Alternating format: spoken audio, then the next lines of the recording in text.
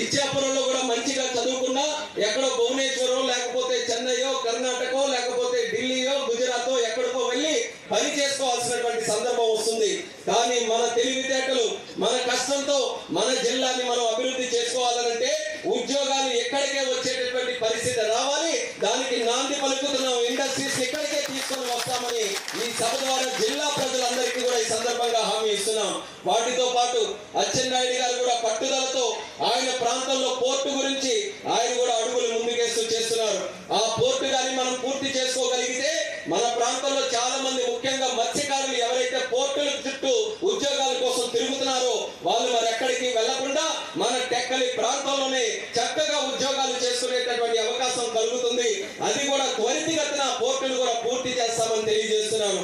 అలాగే నా శాఖ ఎయిర్పోర్టుల తాలూకా శాఖ భోగాపురంలో ఎయిర్పోర్టులు కూడా మనం నిర్మించుకుంటే మన జిల్లాయే కాదు విశాఖపట్నం, విజయనగరం, శ్రీకాకుళం ఉమ్మడి జిల్లాలో ఉన్నటువంటి యువకులందరికీ కూడా మంచి ఉద్యోగాలు వచ్చేటటువంటి ప్రాంతంగా భోగాపురం మారుతుందనే ఆలోచనతో అది కూడా తొందరగా కంప్లీట్ చేయాలని దాని మీద కూడా దృష్టి పెట్టి ఆ కార్యక్రమాలు కూడా చేస్తున్నాం. కానీ అంతటితో తృప్తి లేదు. విమానయాన శాఖ మంత్రిగా శ్రీకాకుళం నుంచి ఉండి ఇక్కడ ఎయిర్పోర్ట్ లేకపోతే ఎలా అన్నటువంటి ఆలోచన తరచూ కూడా వస్తుంటుంది. అందుకని మన కలెక్టర్ గారికి కూడా చెప్పాం, చిన్నాన్న గారు అందరం కూడా మాట్లాడుకున్నాం, మన ప్రాంతంలోనే మళ్ళీ ఎయిర్పోర్ట్ కూడా నిర్మించాలి.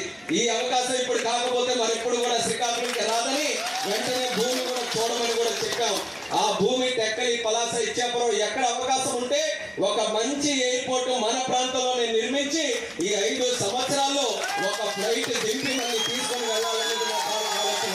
అది ఖచ్చితంగా చేసి తీరుతామని కూడా ఈ సందర్భంగా తెలియజేసుకుంటున్నాను. అది కేవలం షోయింగ్ కాదు. ఒక ఎయిర్పోర్ట్ వస్తే ఎన్నో ఉద్యోగాలు వస్తాయి. ఒక ఎయిర్పోర్ట్ వస్తే అక్కడ రియల్ ఎస్టేట్ డెవలప్ అవుతుంది. ఒక ఎయిర్పోర్ట్ వస్తే దాని చుట్టూ కూడా ఎకనామిక్ యాక్టివిటీ పెరుగుతుంది.